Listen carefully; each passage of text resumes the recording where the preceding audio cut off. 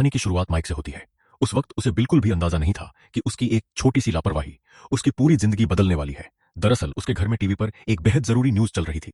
News anchor लोगों को चेतावनी दे रहा था कि रेबीज जैसा एक रहस्यमयी वायरस पूरी दुनिया में बहुत तेजी से फैल रहा है। लेकिन माइक ने उस खबर पर ध्यान ही नहीं दिया। वह आराम से घर का सामान खरीदने के लिए निकल गया। रास्ते में उसे कई एम्बुलेंस सायरन बजाते हुए दिखाई दी।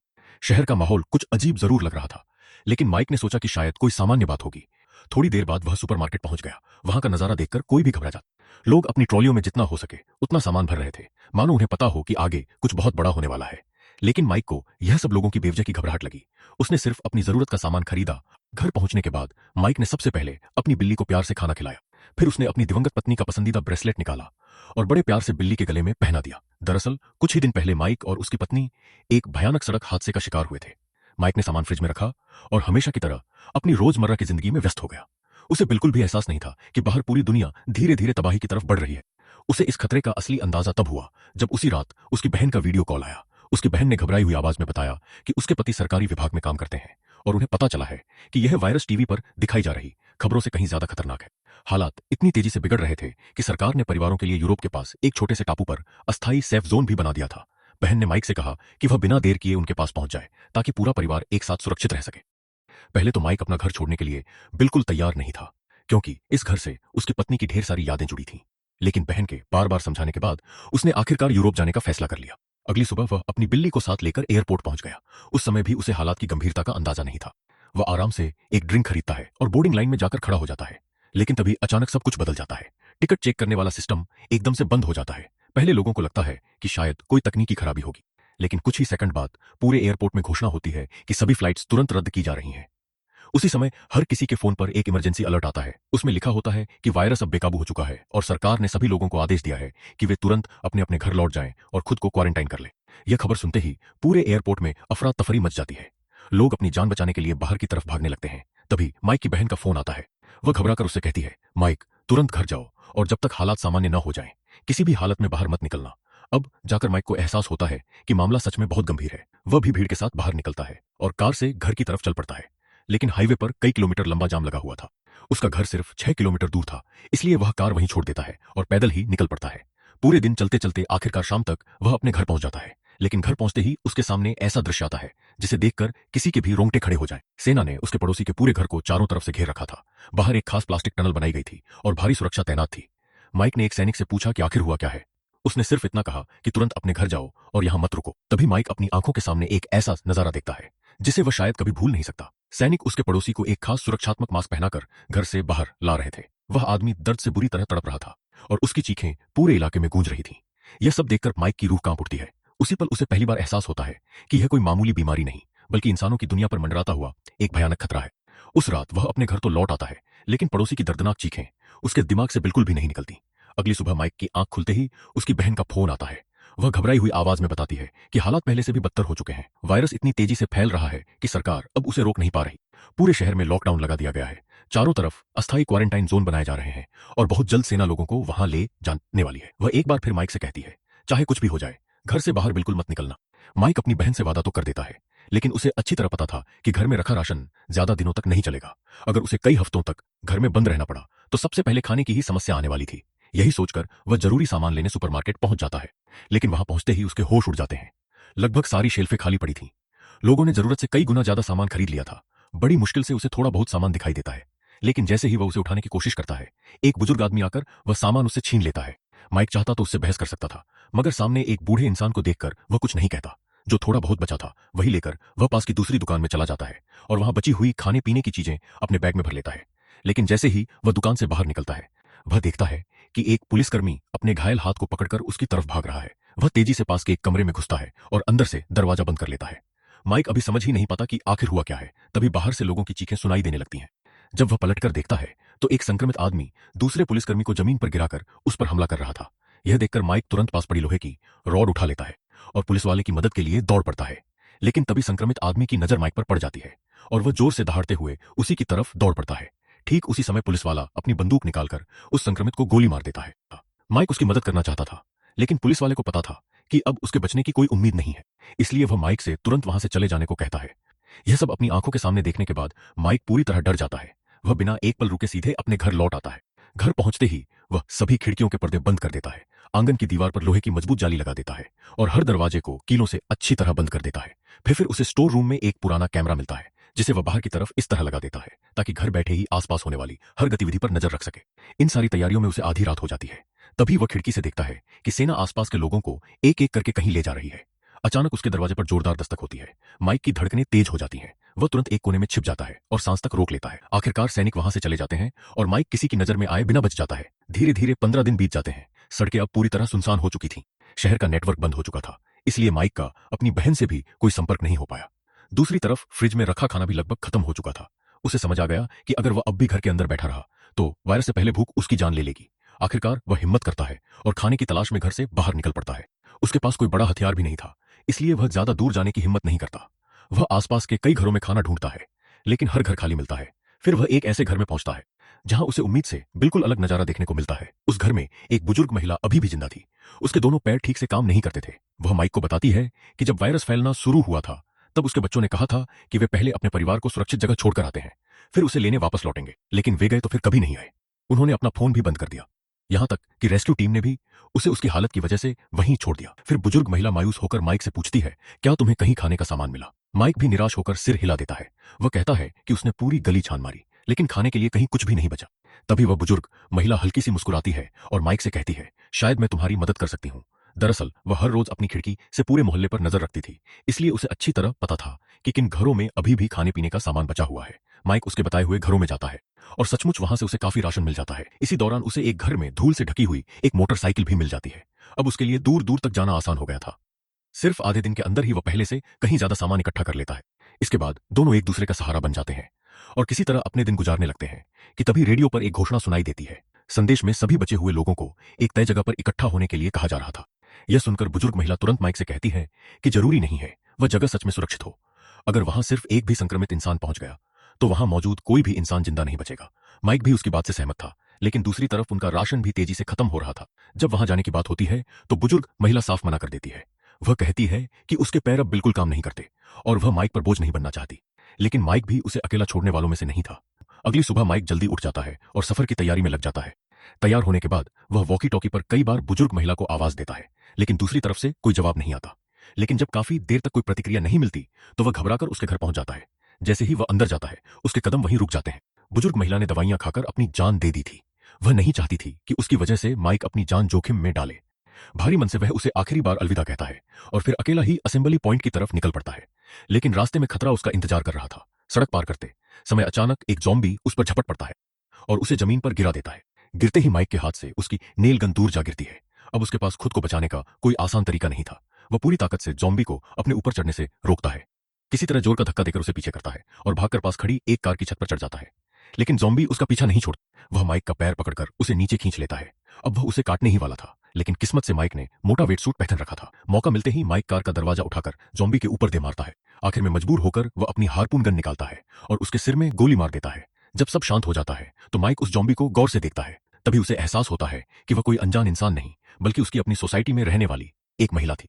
यह देखकर उसका दिल बैठ जाता है और सोचता है कि अगर कभी यह दुनिया दोबारा सामान्य हुई तो वह उसके नाम की एक कब जरूर बनवाएगा।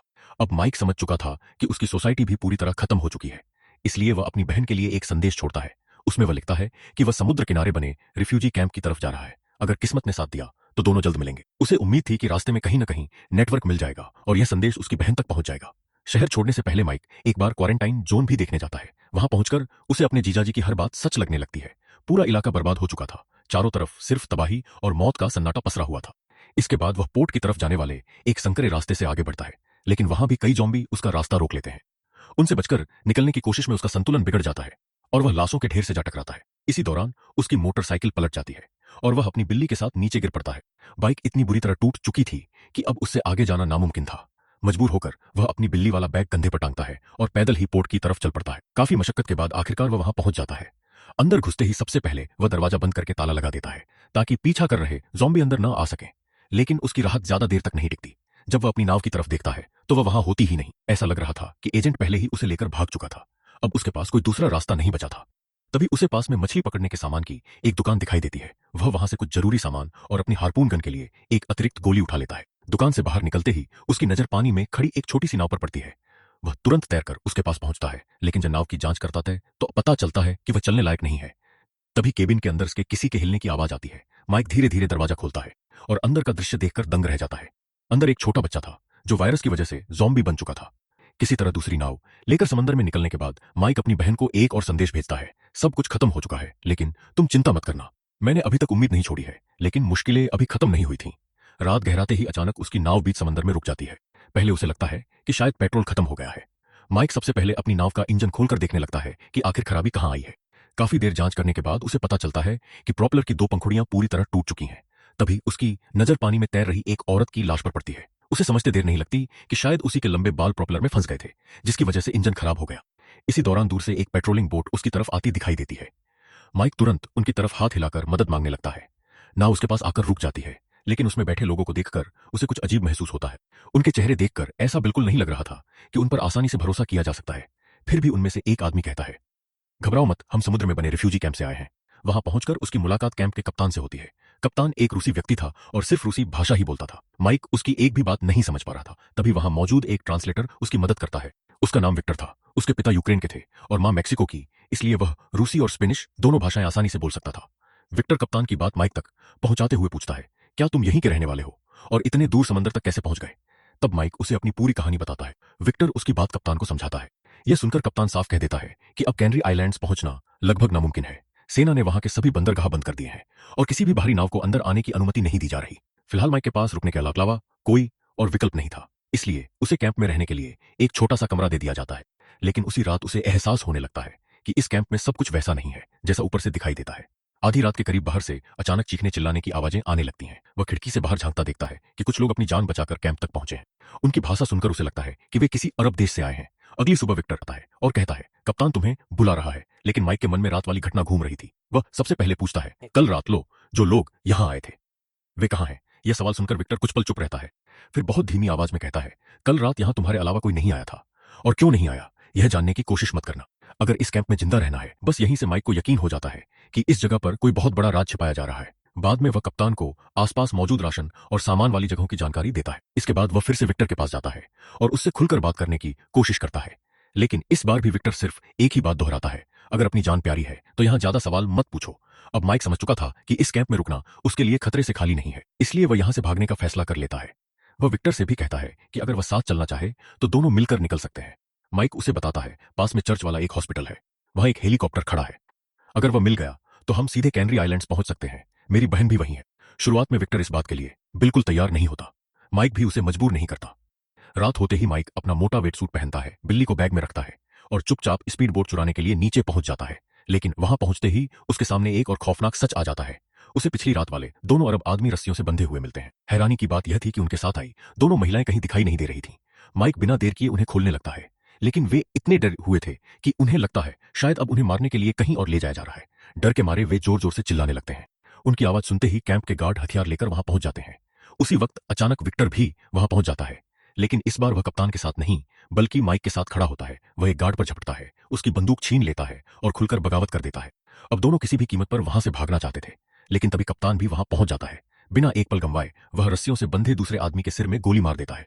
यह देखकर माइक तुरंत स्पीड बोट स्टार्ट कर देता है। विक्टर लगातार गोलियां चलाकर माइक को कवर देता रहता है, जबकि दूसरी तरफ से भी ताबड़तोड़ फायरिंग हो रही थी। इसी गोलीबारी के दौरान एक गोली विक्टर के हाथ में लग जाती है। फिर भी दोनों हार नहीं मानते। किसी तरह माइक और विक्टर स्पीड बोट से निकलकर हाईवे के किनारे पहुंच जाते हैं। उन्हें उम्मीद थी कि वहां कोई गाड़ी मिल जाएगी जिससे वे जल्दी हॉस्पिटल पहुंच सकें। तभी माइक की नजर एक कार पर पड़ती है। कार के अंदर एक ज़ॉम्बी बैठा हुआ था। माइक बिना समय गंवाए उसे मार गिराता है और वही कार लेकर दोनों चर्च वाले हॉस्पिटल की तरफ निकल पड़ते हैं। लेकिन रास्ता अभी भी सुरक्षित नहीं था। अचानक एक ज़ॉम्बी पूरी रफ्तार से दौड़ता हुआ आता है और सीधा कार के बोनट पर छलांग लगा देता है, लेकिन वह किसी तरह उसे नीचे गिरा देता है। इसके बाद वह विक्टर की बंदूक उठाकर उसे गोली मार देता है, लेकिन यही गोली उनकी नई मुसीबत बन जाती है। गोली की आवाज सुनते ही आसपास छिपे दर्जनों ज़ॉम्बी उनकी तरफ दौड़ पड़ते हैं। अब रुकने का मतलब मौत था। दोनों कार छोड़कर भागते हैं और किसी तरह हॉस्पिटल के अंदर घुस जाते हैं। वहां उन्हें एक ऑपरेशन थिएटर मिलता है, इसलिए वहीं छिपने का फैसला करते हैं। विक्टर के हाथ में गोली लगी हुई थी। माइक चाहता था कि किसी तरह उसका इलाज कर दे, लेकिन ऑपरेशन थिएटर में जरूरी औजार नहीं थे, इसलिए वह उन्हें ढूंढने बाहर निकलता है।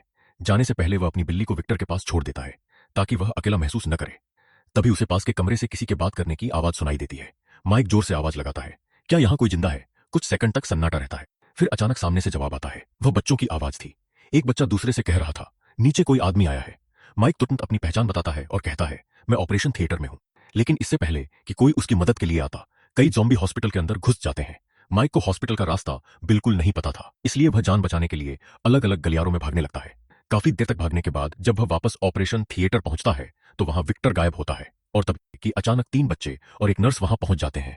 वे तुरंत इमरजेंसी एग्जिट खोलते हैं और माइक को बाहर निकाल लेते हैं। बाहर आकर माइक राहत की सांस लेता है, क्योंकि विक्टर भी उन्हीं लोगों के साथ सुरक्षित खड़ा था।